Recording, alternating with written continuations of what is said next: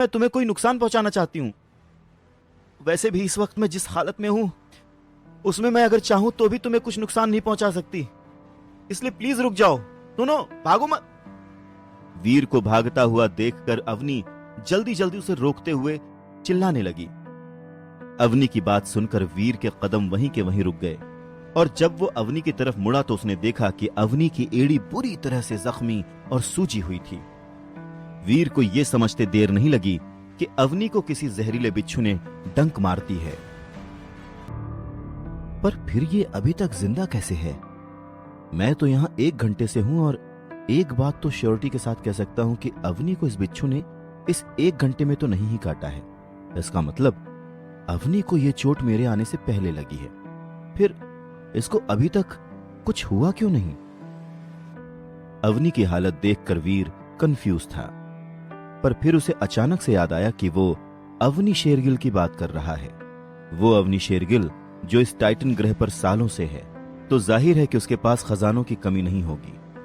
साथ ही उसके पास maximum secret gene points और न जाने कितनी म्यूटेंट डेविल सोल होंगी। इस समय भले ही वो जख्मी है और उसकी चोट भी काफी सीरियस लग रही है, पर फिर भी उसके पास इतने जीन पॉइंट्स हैं कि इन बिच्छुओं का जहर तो उसे क्या ही मारेगा। पर हाँ, अवनी की लड़ने की एबिलिटी जरूर अफेक्ट हुई है, बल्कि ऐसी हालत में उसके पीछे भागना तो दूर, अवनी अपना पैर भी हिला नहीं सकती।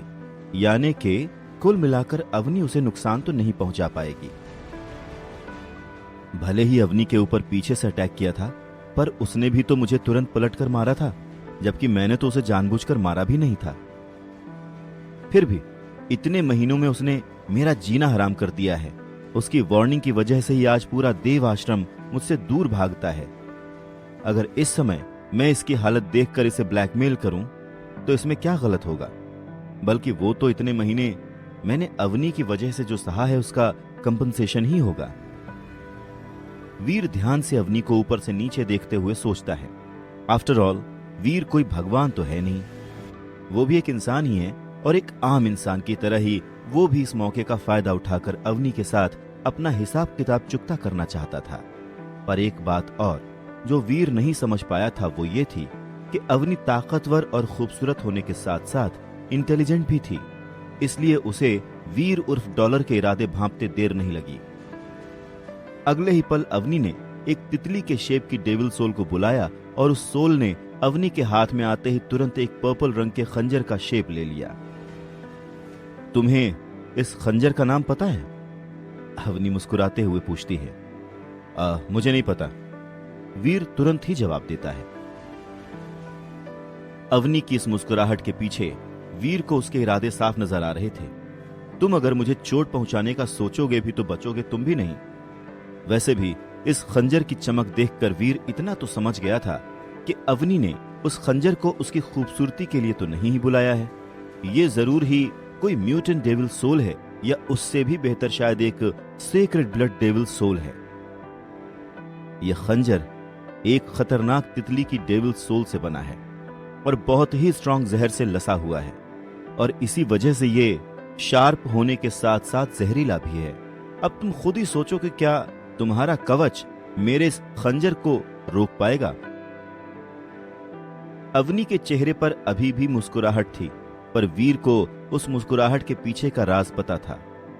यह तो अच्छा हुआ कि वीर का चेहरा पूरी तरह से कवच से ढका हुआ था, नहीं तो शायद अवनी को वीर का एम्बैरस चेहरा दिख जाता। तुम कुछ ज्यादा ही सोच रही हो, और मैं तुम्हें जानता ही कितना हूं जो तुम्हें चोट पहुंचाने का सोचूंगा। हम आज ही तो मिले हैं और मेरी तुमसे किसी भी तरह की दुश्मनी भी नहीं है, तो फिर मैं तुम्हें चोट क्यों पहुंचाऊंगा? वीर जानता था कि उसका सीक्रेट ब्लड कवच शायद इस सीक्रेट ब्लड हथियार का वार सह नहीं पाएगा, इसलिए वो कोई रिस्क नहीं लेना चाहता था। इसके अलावा अगर देखा जाए तो वो और अवनी वाकई में किसी भी तरह के दुश्मन तो नहीं थे। अवनी ने सिवाय कुछ धमकियां देने के अलावा उसे और कुछ नहीं किया है। परेशान तो उसे सबसे ज्यादा ग्रैंड मास्टर और उसके गैंग ने किया है, तो उस हिसाब से तो अवनी नहीं बल्कि उसका दुश्मन ग्रैंड मास्टर और उसकी गैंग है। अब मैं चल नहीं सकती। अगर तुम मुझे इस गुफा से बाहर सेफली ले जाते हो तो मैं तुम्हें एक शानदार इनाम दूंगी। अवनी ने मुस्कुराते हुए अपना खंजर वापस रख लिया। वो समझ गई थी कि कम से कम अब उसे डॉलर से कोई खतरा नहीं है। पर तुम यहाँ पर अकेले कर क्या रही हो? मेरा मतलब, ऐसी खतरनाक जगह पर तुम्हारा अकेले आना डेंजरस नहीं है? कम से कम अपने साथ कुछ लोगों को तो लेकर आना चाहिए था ना। वीर अवनी की बात पर तुरंत अग्री नहीं होता है, बल्कि वो तो इस बात को जानने के लिए काफी ज्यादा क्यूरियस था कि आखिर अवनी गुफा में इतनी दूर तक आई कैसे। रास्ते में तो वीर को एक भी मरा हुआ चमकीला बिच्छू नहीं दिखा, फिर कैसे? तुम भी तो यहां अकेले आए हो। मैंने तो तुमसे यह सवाल नहीं किया। जस्ट बिकॉज मैं लड़की हूं तो क्या मैं अकेले इन ताकतवर एलियंस का शिकार नहीं कर सकती? खैर, मैं बस एक म्यूटेंट चमकीले बिच्छू को मारना चाहती थी, पर यह चमकीले बिच्छू मैंने जितना सोचा था उससे कहीं ज्यादा खतरनाक निकले। जैसे ही मेरी खुशबूदार अगरबत्ती बुझना शुरू हुई, इन बिच्छुओं ने मुझ पर अटैक करना शुरू कर दिया। और जब मेरी खुशबूदार अगरबत्ती पूरी तरह से बुझ गई, तब मेरा इस गुफा से निकलना नामुमकिन हो गया, क्योंकि मेरी खुशबूदार अगरबत्ती बुझ गई थी। इसीलिए प्राइमरी बिच्छुओं ने भी मुझसे डरना बंद कर दिया। हालांकि प्राइमरी बिच्छुओं का सामना करने में मुझे कोई परेशानी नहीं हुई, लेकिन फिर एक म्यूटेंट चमकीले बिच्छू ने मुझे डंक मार दिया, और उसके बाद से मेरा इस गुफा से निकलना और भी ज्यादा मुश्किल हो गया, बल्कि कहूं कि नामुमकिन है। अवनी डॉलर उर्फ वीर से कहती है, और कहीं ना कहीं उसकी हालत देखकर वीर को उसके लिए बुरा लगने लगता है। तुम ही हो ना वो जो पैसे के लिए जय को सामान बेचते हो? मुझे यहां से बाहर ले चलो, बदले में तुम जो भी कीमत मांगोगे मैं तुम्हें दूंगी। वीर को सोचते हुए खड़ा देखकर अवनी एक बार फिर उससे कहती है, आफ्टर ऑल डॉलर से उसका कोई रिश्ता थोड़ी ना है जो वो बिना किसी कीमत के अवनी की मदद करेगा। तो क्या तुम्हें एक म्यूटेंट चमकीले बिच्छू ने डंक मारा है? ओह गॉड। वीर हैरानी से अवनी को देखता है। ये लड़की वीर ने जितना सोचा था उससे कहीं ज्यादा स्ट्रांग है। हाँ, अगर मुझे किसी प्राइमरी चमकीले बिच्छू ने डंक मारी होती तो मैं तुम्हें मदद के लिए बुलाती भी नहीं। अवनी इस तरह से कहती है मानो उसके लिए ये कोई बड़ी बात ना हो। वीर जानता था कि अवनी की खुशबूदार अगरबत्ती ने ही इन बिच्छुओं को उससे दूर रखा था, तो जाहिर है कि अवनी ने यह सोचा होगा कि डॉलर उर्फ वीर ने भी यही तरीका अपनाया होगा। पर जो बात अवनी नहीं जानती थी वो ये थी कि वीर ने सभी चमकीले बिच्छुओं को मारकर यहां तक का रास्ता तय किया था, इसलिए अब वहां एक भी चमकीले बिच्छू नहीं बचे हैं। अगर उसे पता होता तो शायद वो खुद ही चलकर यहां से चली जाती। तो क्या उस म्यूटेंट बिच्छू को तुमने मारा नहीं? एक बार फिर वीर अवनी की बात मानने के बजाय उसी से सवाल करता है।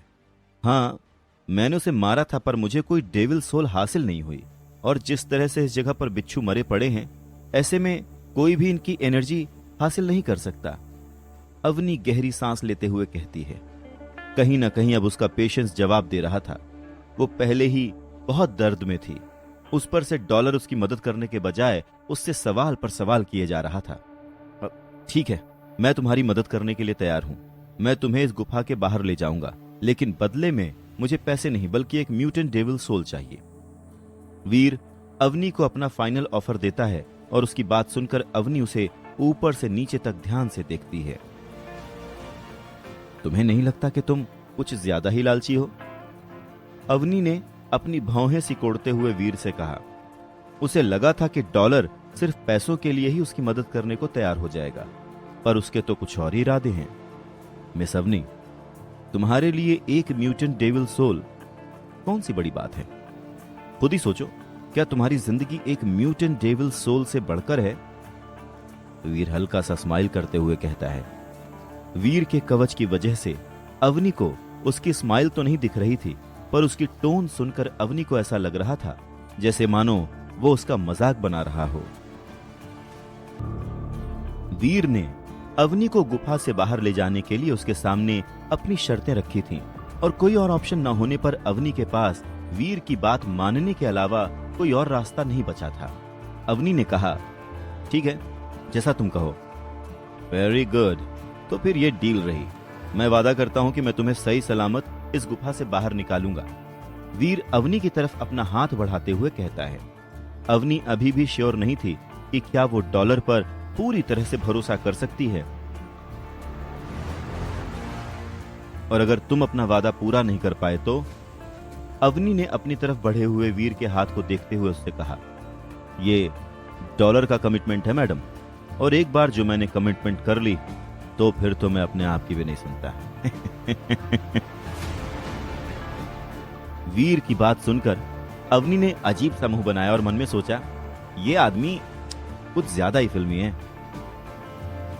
ठीक है मिस्टर कमिटमेंट मैन, अब ये डायलॉग बाजी बंद करो और मुझे यहां से बाहर निकालो। अवनी वीर के बढ़े हुए हाथ से हाथ मिलाते हुए कहती है और वीर के चेहरे पर एक बड़ी सी स्माइल आ जाती है। जब अवनी ने उससे हाथ मिलाया तो कहीं ना कहीं वीर को अंदर बहुत कुछ महसूस हुआ। वो चाहता तो पहले ही अवनी की बात मानकर उसे इस गुफा से बाहर निकाल लेता, पर कहीं ना कहीं इस समय उसे अवनी से बात करना अच्छा लग रहा था। अपने असली रूप में तो वो शायद कभी भी अवनी से बात नहीं कर पाता, पर डॉलर बन के तो कर सकता है। वैसे भी ग्रैंड मास्टर की तरह उसके दिल में अवनी के लिए किसी भी तरह की फीलिंग्स नहीं है। वो तो बस इस समय अवनी को थोड़ा परेशान करके उससे अपना हिसाब किताब चुका रहा था, पर इसका मतलब ये नहीं था कि वो अवनी का बुरा सोच रहा था। वो जेन्युइनली उसकी मदद करना चाहता था। इसीलिए अवनी को ज्यादा परेशान न करते हुए उसने उसे बाहर ले जाने के लिए हामी भरी। पर इस समय जो दो लोग एक दूसरे से हाथ मिला रहे थे, क्या वो आगे कभी एक दूसरे से मिलेंगे? पता नहीं। पता तो ये भी नहीं है कि यहां से इन दोनों का रिश्ता क्या मोड़ लेगा। वीर भी ये बात जानता था कि अवनी अभी उससे इतने अच्छे से इसलिए बात कर रही है क्योंकि अभी भी अपने सामने खड़े इंसान को वो डॉलर समझ रही है। पर क्या होगा जब अवनी को पता चलेगा कि डॉलर ही वीर है, वो वीर जो इस समय अवनी की ब्लैक लिस्ट में है? तो ना दिलचस्प होगा। अब तुम कहां जा रहे हो? वीर उर्फ डॉलर को एक बार फिर से वापस जाता हुआ देखकर अवनी कंफ्यूज होकर पूछती है, क्या डॉलर उसे यहां अकेला छोड़कर जा रहा है? यही सवाल अवनी के दिमाग में चल रहा था। जो म्यूटेंट चमकीला बिच्छू तुमने मारा है उसकी लाश को लेने, उसके बाद मैं तुम्हें यहां से बाहर ले जाऊंगा। अवनी की बात का जवाब देने के बाद वीर एक बार फिर से उस तरफ जाने लगता है जहां से वो गुफा के अंदर आया था। अरे पर वहां तो बहुत सारे बिच्छू हैं और तुम ऐसे ही जा रहे हो। तुम्हें खुशबूदार अगरबत्ती नहीं चाहिए क्या? वीर को खाली हाथ जाता हुआ देखकर अवनी हैरानी से पूछती है। मर्द को कभी दर्द नहीं होता मैडम, वीर हंसते हुए कहता है और बिना रुके आगे बढ़ जाता है। अरे लेकिन फिर भी वो बिच्छू बहुत खतरनाक है डॉलर, सुनो। अवनी पीछे से आवाज देती रह गई, पर तब तक वीर उसकी नजरों से बहुत दूर चला गया था। अजीब आदमी है, अपने आप को कोई सुपर हीरो समझता है क्या, जो इस तरह से खाली हाथ वहां चला गया? अगर इसे कुछ हो गया तो मुझे यहां से बाहर कौन निकालेगा? वीर का जिद्दी एटीट्यूड देखकर अवनी ने गुस्से में गहरी सांस लेते हुए सोचा। हालांकि कुछ ही देर बाद वीर उसे वापस आते हुए दिखता है और वो भी सही सलामत। पर इतनी जल्दी? क्या उसे उस म्यूटेंट बिच्छू की लाश नहीं मिली? पर तभी अवनी के कंफ्यूजन को दूर करते हुए वीर अपनी मुट्ठी खोलता है जिसमें करीब 1 फुट लंबे नीले रंग का मरा हुआ बिच्छू होता है। वीर के हाथ में नीले म्यूटेंट बिच्छू की लाश देखकर सारा माजरा समझने में अवनी को देर नहीं लगती। तुमने मुझे बेवकूफ बनाया। तुमने पहले ही वहां मौजूद सभी चमकीले बिच्छुओं को मार डाला है ना? अवनी भौवें सिकोड़ते हुए वीर को ऊपर से नीचे तक देखते हुए कहती है। स्मार्ट गर्ल, वीर मुस्कुराते हुए अवनी से कहता है और अगले ही पल अपने बैग से तभी मरे हुए बिच्छुओं को जमीन पर उड़ेलना शुरू कर देता है।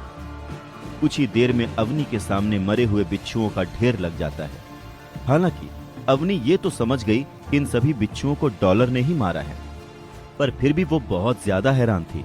आखिर एक इंसान इतने सारे बिच्छुओं को अकेले कैसे मार सकता है? ये सच में इंसान ही है या कोई सुपर हीरो? अब अवनी को इस बात पर कोई हैरानी नहीं रही कि जय इस डॉलर से इतना इम्प्रेस क्यों है। इतनी स्ट्रांग होने के बावजूद खुद अवनी भी जब डॉलर से इम्प्रेस हुए बिना नहीं रह पाई, तो फिर जय का तो डॉलर से इम्प्रेस होना लाजमी था। वीर ने सबसे पहले अपने बैग में मरा हुआ म्यूटेंट बिच्छू रखा और फिर उसके बाद प्राइमरी बिच्छुओं से अपने बैग को भरना शुरू कर दिया। लगभग सभी बिच्छुओं को बैग में भरने के बाद अभी भी कुछ बिच्छू बाहर बचे रह गए थे, जो वीर के बैग में नहीं आ रहे थे। उन्हें वेस्ट करने के बजाय वीर ने उन सभी बचे हुए बिच्छुओं की एनर्जी हासिल करने का डिसीजन लिया। आपने प्राइमरी चमकीले बिच्छू की एनर्जी हासिल कर ली है। आपको 4 खास जीन पॉइंट्स हासिल हुए हैं। आपने प्राइमरी चमकीले बिच्छू की एनर्जी हासिल कर ली है। आपको 2 खास जीन पॉइंट्स हासिल हुए हैं। आपने प्राइमरी चमकीले बिच्छू की एनर्जी हासिल कर ली है। आपको 1 खास जीन पॉइंट हासिल हुआ है। कुछ ही सेकंड्स में वीर की पावर स्क्रीन पर यह शब्द गूंजने शुरू हो जाते हैं। पास ही बैठी अवनी वीर को ऐसे देख रही थी जैसे वीर कोई इंसान नहीं बल्कि एलियन हो। वैसे देखा जाए टाइटन ग्रह के लिए तो वीर एलियन ही था, है ना? मैंने आज तक तुम्हारे जैसा इंसान नहीं देखा। तुम्हारे सामने एक लड़की बैठी हुई है और उसे एक भी बिच्छू की एनर्जी ऑफर करने के बजाय तुमने अकेले ही सभी प्राइमरी बिच्छुओं की एनर्जी हासिल कर ली। अवनी ने मुंह बनाते हुए कहा। डॉलर ने उसकी प्रेजेंस को ऐसे इग्नोर कर दिया जैसे कि वो इनविजिबल हो। आज तक वो ऐसे किसी इंसान से नहीं मिली जिसने अवनी के साथ ऐसा किया हो। तो जाहिर सी बात है कि अवनी ने ये बात अपने ईगो पर ले ली थी। देखोगी भी नहीं, मेरे जैसे रोज रोज थोड़ी ना पैदा होते हैं, और वैसे भी मैं कोई यहाँ तुम्हारे साथ डेट पर तो आया नहीं हूँ जो तुम्हें अटेंशन दूं। ये सारे प्राइमरी बिच्छू मैंने मारे थे तो जाहिर है इनकी एनर्जी भी मैं ही हासिल करूंगा ना। वीर का 2 टूक जवाब सुनकर अवनी चुप हो जाती है। अब मुंह मत बनाओ और चलो। वीर अवनी के बगल में जाकर झुक जाता है ताकि अवनी उसकी पीठ पर सवार हो सके। अब जब वहां पर कोई बिच्छू ही नहीं है तो मैं खुद ही चलकर जा सकती हूं। अवनी को इस तरह से वीर की पीठ पर सवार होना थोड़ा सा ऑकवर्ड लग रहा था। अब तक उसके इतना करीब आना तो दूर, लोग उसके सामने आने से भी डरते थे, और आज देखो, इतना मत सोचो, मैं तुम्हें गिराऊंगा नहीं। तुमने वादा किया है कि तुम मुझे एक म्यूटेंट डेविल सोल दोगी। अब तुम अपने वादे से पीछे नहीं हट सकते। वैसे भी अभी कुछ ही मिनट पहले तो तुम कंप्लेन कर रही थी कि मैं तुम्हें इग्नोर कर रहा हूं, तो क्यों ना अपने जख्मी पैर के साथ मेरी सर्विस और मेरा अटेंशन एंजॉय करो। क्या कहती हो? वीर अवनी से कहता है। हाँ, क्यों नहीं।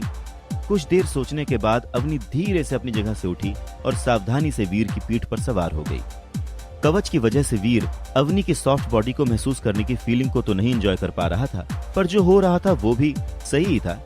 इसने सोचा था कि जिस अवनी के सामने जाने से भी वो डरता है, उसी अवनी को वो इस तरह से अपनी पीठ पर बिठाकर घूमेगा। वीर के लिए ये किसी फिल्मी सीन से कम नहीं था, बस एक बैकग्राउंड म्यूजिक की ही कमी थी। और ये किसी रोमांटिक फिल्म या सीरियल का एक परफेक्ट सीन बन जाता।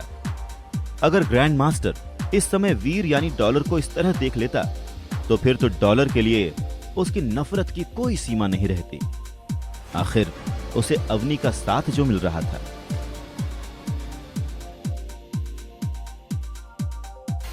आगे की कहानी जानने के लिए देखें अगला एपिसोड सिर्फ पॉकेट एफएम के YouTube चैनल पर, और शुरवीर के सारे एपिसोड्स को सुनने के लिए डिस्क्रिप्शन में दी लिंक से डाउनलोड करें पॉकेट एफएम ऐप।